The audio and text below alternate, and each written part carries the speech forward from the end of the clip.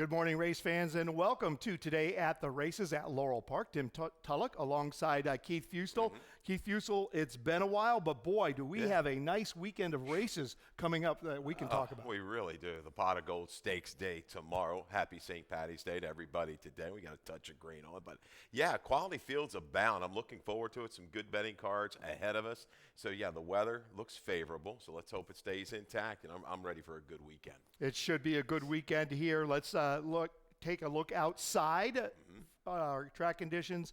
And, boy, what a nice morning, spring-like. This was like shorts weather out there. You know, I broke them out yesterday. We got rid of the wind, the chill. We've got a beautiful day today, close to 60 degrees, very light winds here. So I'm looking forward to it. Track is fast. It's been playing mainly fair. We had a day a couple weeks ago. The horses had to deal with that tailwind down the backside. So I think it might have been the fourth or fifth of March. You're kind of looking at that and you're saying, okay, they're running the headwind in the stretch. So that was like one day where it kind of got a little goofy for me from a handicapping standpoint. But other than that, track's been playing fair, looking good.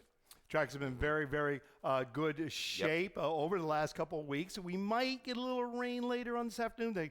They're not sure, but hopefully that holds off. Let's get started, Keith. We're going to start with race one. Race one, as always, kicks off the early pick 5, a mandatory payoff. Race one is a claiming $16,000 beaten race for 4-year-olds up. And there won 3 races going 3/4 of a mile. And we'll start with your top pick, Keith. This is a 2 Young Terp coming in off an improved effort in most recent and turns back to 3/4 of a mile. Yeah, speed. There's speed, and more speed kind of signed on for the opener, Tim. I think Brian is very quick. Gilligan, center mid Matty, who's gotten the best of my top selection a couple times. But Young Turk, I think he's moving in the right directions. Number going up. The last 3 ascending numbers are, you're looking at that stat. He's like 35% as Jerry Robb recently with that number. So 5-1 on the board. Maybe we can get a little higher. Maybe I think he'll hold right around that. But I really like the way this horse rated last time. He took to it, tracked the pace, made a move into it, got the lead. Aura Demore was just a little too good with that wide run. But I think he's moving the right direction. Shortening up a furlong will be to his advantage. They ran a good number, a good figure in that most recent race. Gets Xavier Perez once again. I have the 8 on the top. That is center mid Matty, dropping from the 25,000 to the 16. Off a race behind the next out winner. No doubt. Is he a horse, though, that can press and go on? We're going to have to see that today because I think he won't be able to kind of have things easy on the front end because Briona's quick. That horse came back off of a little bit of a break, took pressure, was able to shake clear, and was really game to the wire.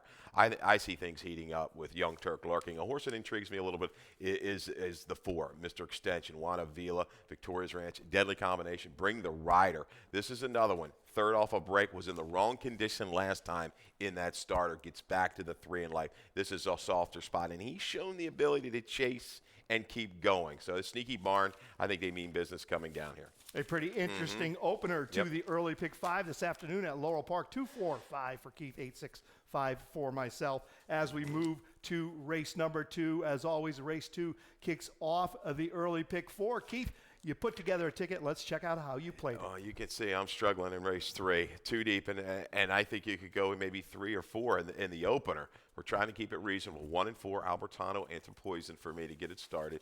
Race 3, 2, 4, 5, 6, 7, 9. Little value there in Miss Antietam. We'll talk about that stat for Jerry Robb. Race 4, 1, 2, 4, and 7. Another race. I think it's really, really close. Top selection in there is Big Cheeks off the claim for Ness. Ness loaded again today. He and Russell are in a really good battle there for the trainer's title. Race 5. Here it is. We've got to come down to 1 Pelota. Need him to kind of run 2 races in a row. If you're going to maybe grab a friend and double it up, Bahama Channel's a horse I'm interested a little bit in there as well. $24 for that early pick. That horse is a little intriguing in race number 5. Race 2 is a starter nickel race going 1 mile for 4-year-olds and up. And let's kick it off with a video you have for us, Keith. This includes Albertano, Velvet Ghost, and a Carte Blanche. We're going to pick this one up at the 5/8 pole. A little bit of a rerun, right, from the 25th of February. And Carte Blanche on the lead. It's just a horse that's been a little bit keyed up in this particular race. 24 and 3, 48 4. You think not too demanding, but Watching him, he was just a little too eager. Can he settle turning back to the one-turn mile? We shall see. Velvet Ghost, though, gets the worst of it. He's the 4-horse in this particular race. Albertano cruising 3 wide out of that one. Gets put in a little bit of spot, right? A little bit of rider's race. Okay, we're going to put you in a little tricky little predicament here. You're going to have to steady Velvet Ghost with Tyler Pastina. Kind of gathers it back up, though, under some pressure. Looked like he might have backed out of it. Albertano going easy on the front of it. I love the heart. Velvet Ghost comes back with a battle to just miss there, late beating a length. So Albertano, Velvet Ghost, I think anti-poison, though. He's kind of faced these kinds before. I think he's moving really in the right direction right now. You go back on the page 4 or 5 races, he was just behind Albertano. Definitely, I'm not a huge weight guy, but you got a little bit of a weight advantage here working today for horses. I think might get first run on Carte Blanche. I am a pretty big weight guy, Okay. So I'll agree with that. And look, Yeah. the Rudy Sanchez-Solomon barn had heated up in February and has been staying hot. You've got 2 barns here, Tim. Kieran McGee, and Rudy the last month. They are rocking and rolling. Tough to deny. Race 2, a rematch between Albertano, Velvet Ghost, and Carte Blanche. Yes. As we move to race number 3, this is a maiden event. Maiden 3-year-old fillies going 7/8 of a mile, claiming price $45,000. And we're going to start with yet another video here. Miss Antietam. Keith, you have this one on top. Yeah. And this race is for March 3rd. We're going to pick up at the far turn. A horse, when you're looking at the breeding and everything, maiden 30 to get it started. You're looking deeper in the fountain. Wow, okay, what's up? Look at that.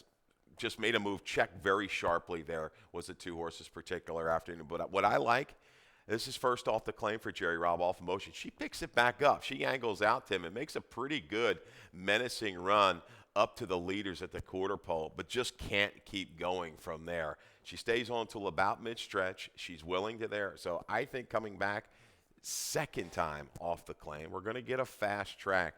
You might see even more improvement from Miss Antietam today. I mean, still lurking there coming to mid-stretch. We've got a stat we're going to show. Adding some blinkers today, too. Yes, so. blinkers going on. Movement's okay here for this barn. Smaller sample, but something I dug up here. The last 3 years, 3 for 7, 43% is Jerry Robb. Second off the claim with the maidens. ROI, it's a good one, 334. I think there's some questionable speed types in here. I think she'll rate and relax a little bit with the X-Man and make that strong move mid-turn. I have the 1A on top. Hide right away for Norm Cash. This one's turning back to 7/8 of a mile. Off a lifetime best going a mile. I just feel like this might hit this one right in the head. Yeah, second blinkers, keyed up last time, just couldn't quite get it. Another one, I think we'll be forward into it, and with that stamina build-up can stay around. Little spinner works for me. Talking about Rudy Sanchez-Solomon. Here we go, third off the claim. Victim of a wide trip last time. I think stretching out to 7/8, this horse will be perfectly positioned from just off the pace. Race 3, an interesting mating event going 7/8 of a mile. A couple different ways to go there. Race 4 kicks off the Rainbow Pick 6 this afternoon. Callie Francois put together a ticket. Let's check out how she played it. Race 4, she uses 3 of them, the 1, 4, and the 7.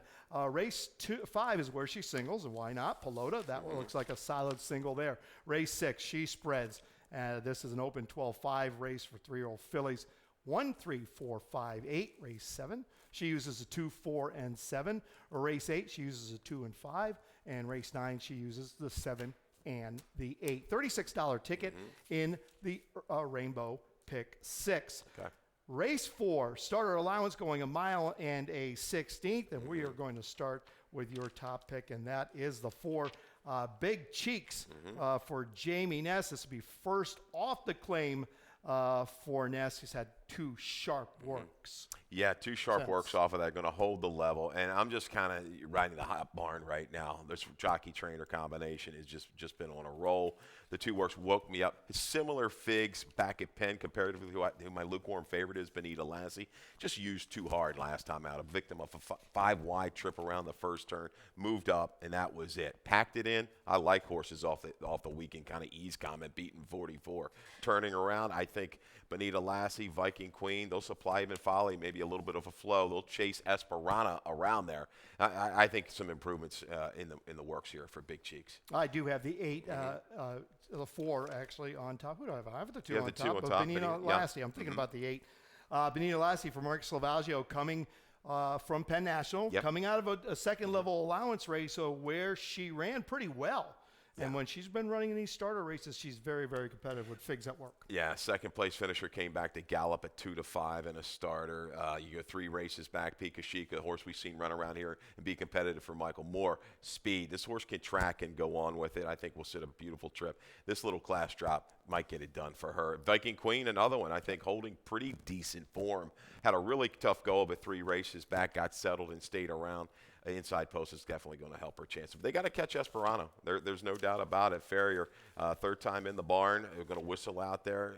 I think she's going to have a little bit more company by the time they hit the 3/8 pole. And a tough draw from out there. Even it's a 7-hole going a mile 16th. It still turns into a little bit of a tough draw when you want to get to the lead. We need to take a short break, but when we come back, we'll talk about the late pick 5. And they're off.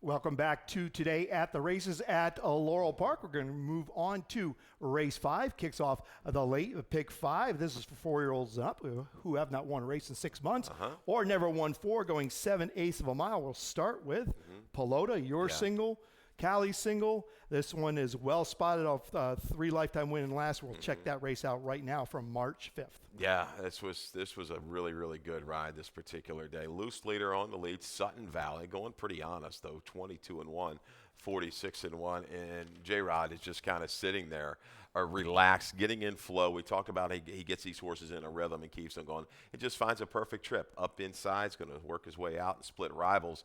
This is a horse with a 77 buyer in a 3 in life and dropping in for the nickel for the 5,000. Playing the condition game beautifully because he's only won 3. He's in form. Can he pair up?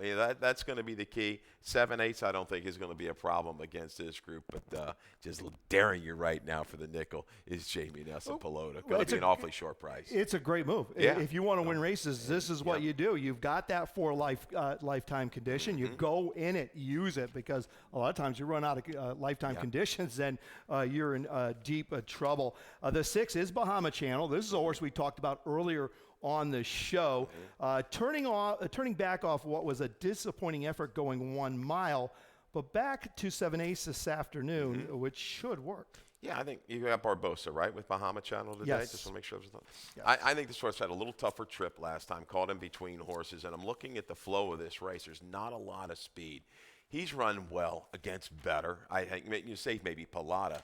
I think he just stays the trip in here. I think he's going to get a put into it early, and he hangs around at 7/8. One little stat again for Pelota. I'm talking about stats for Ness. I mean, they're all huge. Last 3 years, 36 for 93, nearly 40% with winners last out and back down for the less than 10,000 level with a positive ROI. I mean, he's just kind of dead. Well, I think there's a little battle brewing between Ness and Brittany Russell, and they might be pulling out all the shots as we get closer and closer to the end of the winter meet. To the outside is the 9 Erewhon for Phil Capuano, turning back and dropping in class. I wanted to see your thoughts on those, but I think this is going to work with this drop. He needed this move. He ran okay. Here's a horse back on the go back at Timonium, sprinting, that was able to get up. I think he's going to be okay in here. Spring the Beast will probably fire out from the inside, and maybe he can take a couple of these other horses a little further, which would set things up for Erewhon. Race 5, a nice race to kick off the late pick 5. Race 6 kicks off the late pick 4. It goes 5.5 furlongs for 3-year-old fillies, claiming price $12,500. And Keith, your top pick in here is the 8, Cocktail Dreaming for Mikey Juralis. This one's turning back and comes back at the same level as her most recent race. First off the claim. Yeah, turning back, and Mike can do this with these horses. There is some speed in here. Some horses I got to question whether they can go ahead and even get the 5.5 with we're going to encounter today. I think they're going to get some pressure. I like how you've got the 6 on top of the blinkers coming off. Might be a price play. I might have this horse line too high, but Beaten. well beaten last out, hoping that dirtied up and might help your chances there with Vegas Wildcat. But going back to Cocktail Dream, is being able to beat Bayless Street, who I think will be favored in here before. Bayless Street had perfect aim last time. It's just a little flattening. Maybe the 5.5 is what she needs to get it done. I do have Vegas Wildcat on top as my price play of the day. Dropping in class, the blinkers come off, turning back to 5.5 furlongs. Those races going 5.5 furlongs and 3/4 a mile at Parks and Laurel. They were good efforts, good work since then. And again, here's Jamie Ness. Doesn't ride the bug very often, but getting in very light with 110 pounds. This one's getting 14 pounds from some of these runners. Yeah, it's interesting. Go a long way. Right. And Peach Big with Q, first time Ness as Rodriguez, right? You know, that's kind of the money guy for him. But interesting, we saw Concepcion the other day team up at a good price for Ness. Don't Tell Darren is the one for Jerry Robb. Xavier Perez, of course, rides. Only 2 wins in his life, her life, but they've both been going 5.5 furlongs, and they're both her best figs. Yeah, and she's had issues. Major excuses the last 2. Obviously, a pull of 2 races back. Last time out, just came out funky. Was not really balanced at all coming out of the gate. And at 6 furlongs, even 5, it's tough to make that up. She was kind of scrubbed upon saving ground. It stayed inside. I like the way she churned on. She took more money than a horse like Bayless Street. She definitely could pop back up. Would be no surprise to win this from just off the pace. Good-looking race to kick off the late pick 4 here at Laurel. Race 7 is for 4-year-olds and up, which have started for a claiming price of $20,000 or less in the last 3 starts, or a claiming price of $30,000. Going a mile, we'll start with your top pick. Our top pick, actually, the 2 Semper Fi stretches. First off, the claim for Ness. Wow, coming off a big figure. Looks tough. Against some fast horses, was able to kind of get put in position, stays there. I think, you know, he can stay around at the mile as well. He's kind of got that grinding style sprinting. I think he can carry it out. And, you know, another stat I saw this morning looking things up, sprint the route off the claim. He's nearly 50% the last 3 or 4 years with an ROI that's close to $3. That's really, really strong. But take nothing away from Captain Quinn. This is a horse that is just improving by leaps and bounds every start. Maybe caught a little bit of the wave of the racetrack last time, but did it easily. You see the comment, had the duel and cruised up for a wide. So let's take a little look at Captain Quinn. Making a definite impression, Tim, when they're able to do that. Jock just taking a peek back there, knowing he has the speed measured. It's a good-looking horse, and extra furlong. I think it's well within the realm of his scope here to get it done.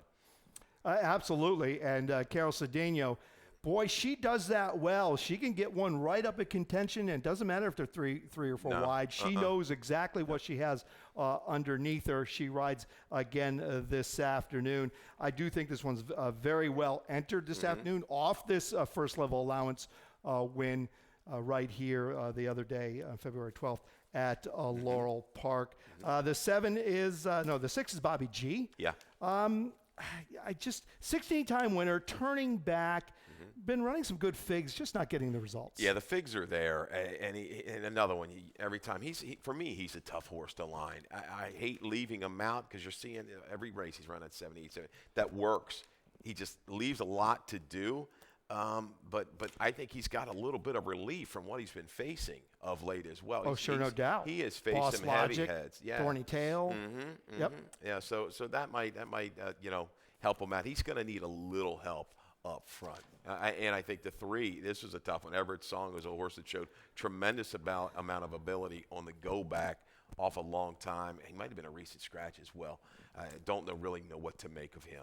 Is there a VUCA alert at 12-1 in the 1 Crucelli with Forest Boys coming up a little bit of the way off? Okay. Could be. Yeah. Could be. When they win at a big price. Yes, they do. For sure. Let's turn the page to race number 8. This is a nice second-level allowance race going a mile. And let's start with the 5. Keith, this is the one you have on top. Shaft's Bullet. Let's go straight to the video from February 24th, and we're going to pick it up at the far turn, going in the middle of the turn. Yeah, ran into a pretty good field, a pretty good horse in Doppelganger. You know, the horse that's come here for Brittany, come west to east, and shown he's got some ability and going well.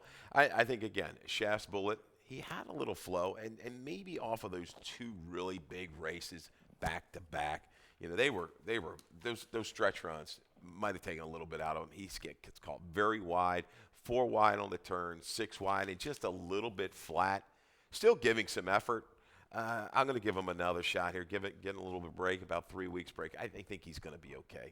Well, he simply has never run a bad race. I mean, he's right there all the time. Good, strong figures. Is there a little tell here, though? Barbosa goes to Trombetta's horse, a 7 Mamos, off Shaft's Bullet. Mamos has been running all right. Is there something to be read into that? Yeah, that's the key. I don't know. I mean, looking at it, I'm going to take Shaft's Bullet just if I'm an agent working with Jack. If I would have had the chance, that's the horse I'm probably going with. He's proven. He's run faster. He's proven at the mile. Momo's take nothing away. He's going to go out to a mile for the first time. Definite excuse last time in the General George. That was a reach for him at 54 to 1. Lasix coming back on, chased a really fast horse.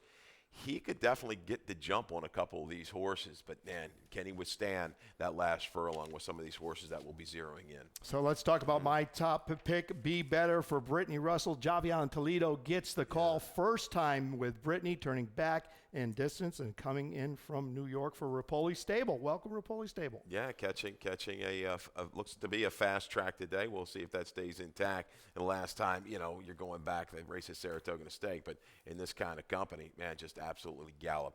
He doesn't look to have a whole lot of speed. He might be a victim of the flow, but certainly the ability is there. We'll see if he can come back on a fast track and get it done. Yeah, been a little bit of a box of chocolates, though. I mean, he'll throw you a bad one. I was speaking with Brittany the other morning. She said, that's what I'm a little concerned about because he will throw you a bad race. But 2 works here at Laurel Park. They were both good, productive works. Nice feature race. 2 other than mile this afternoon. Dixie here at the Dixie Draw works. Draw. I'm just saying he works as well, Tim. He does. He looks second off the claim. Great position last time off a contested pace. We're going to see Mr. Hustle come back over the weekend. I think he's in on Sunday. That's a good card. A couple of those races on Sunday were solid. But he really likes the 1-turn mile. This Dixie Draw. Yep. Gets William Humphrey once again. Let's move to the nightcap. Race 9, maiden 12, 7/8 of a mile. Let's go right to the video. February 25th. This is Let's Make a Zine for Mikey Gorham. Yeah, and a horse that kind of jumped up a little bit.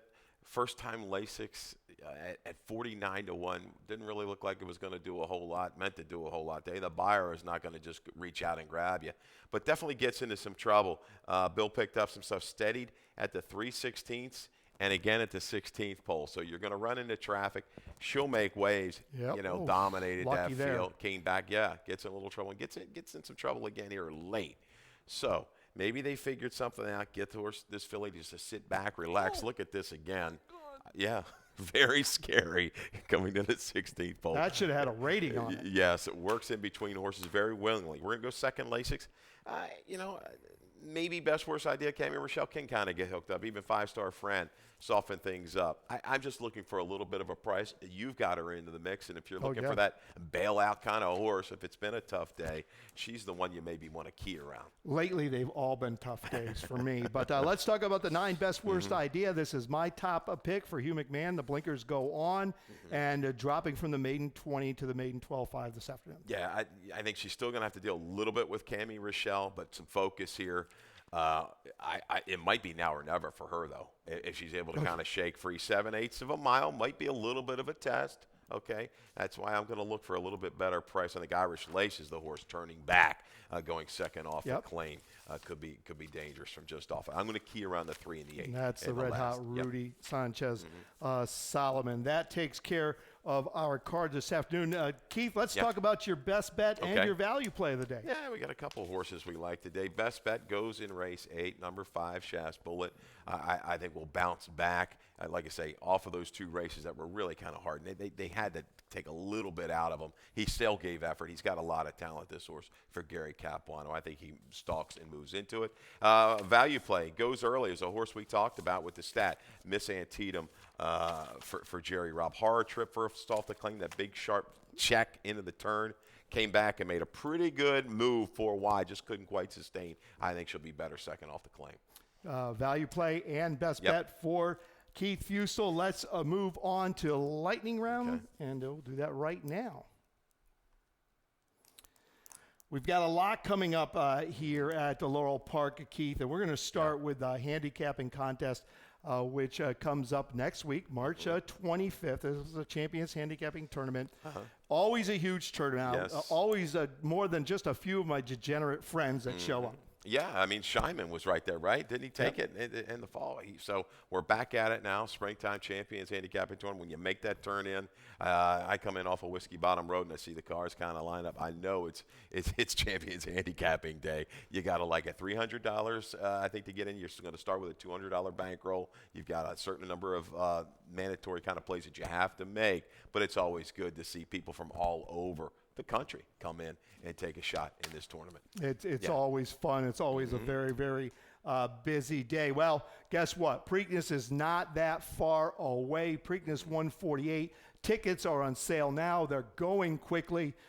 Go to Preakness.com. Get yourself some tickets for not only Preakness Day, but Black Eyed Susan Day. Those 2 days are just really super days of racing. Yeah, I know the wife and her friends are going to be out Black Eyed Susan Day. I don't know if they'll make Preakness, but we look forward to it each and every year. And, yeah, jump on those tickets early. We have a bunch of stakes tomorrow afternoon here at Laurel Park. We're going to take a quick look at them. We have the $100,000 Harrison E. Johnson going a mile, the $100,000 Beyond the Wire stakes, the $75,000 and the $75,000 the Not for Love and the Conavere, and the $100,000 private term stakes going a mile and 16th for 3-year-olds. And that is really the first big stepping stone for our 3-year-olds in Maryland to the Federico Tessio, and then hopefully to the Preakness. So we're going to key in on looking a little preview of the private terms tomorrow afternoon. We're going to start with a video of Feeling Woozy and Coffee with Chris. This is coming out of that stake, and I don't have my paperwork with me. I've got them right here, don't I? Let's see. Yes, that was the Miracle Wood. It was the Miracle Wood. Absolutely. Prince of Jericho in there, had a little bit of trouble, and Feeling Woozy takes him a long way. Just gives away grudgingly the last eighth of a mile. Coffee with Chris, maybe exceeding a a little bit of distance expectations for the connections. Boy, I mean, but he just dug in really, really gamely there. Turned away the challenge. He'll be going second time Lasix. That was an 88 buyer. That works here. I think that outside draw is a little bit of a problem. Yeah, but I agree. Man, looking at this field, I think he's going to get okay position. It's going to be that extra. Now we're going to go the 2 turns and see if he can sustain. But love the grit that he's shown. I have Feeling Woozy on top tomorrow. Price play there. But I like. I mean, I do think the outside draw could be a big issue for Coffee with Chris. Let's check out How Great Is Nate? And this race is from Philadelphia Park, going back to the 12th of December. But this was a pretty good-looking effort here. Yeah, I mean, that was the 4th win in a row, right? He's 4 for 5 off the break. Unfortunate little hiccup in the Gotham. Stumbled. I'm going to join Frank Vespi tomorrow on his radio show, and I know one thing he's going to discuss in that race in the Gotham. This horse lost right, but went widest of all, without the rider, made his run, and I mean, just kind of ran huge riderless. I don't know if you take anything out of that or not, but I think that the trainer they talked to him and said, I'm taking a kind of a wait and see approach. Don't really want to get fooled by that non-rider. That riderless effort, I should say. Weight can go a long way. Yeah.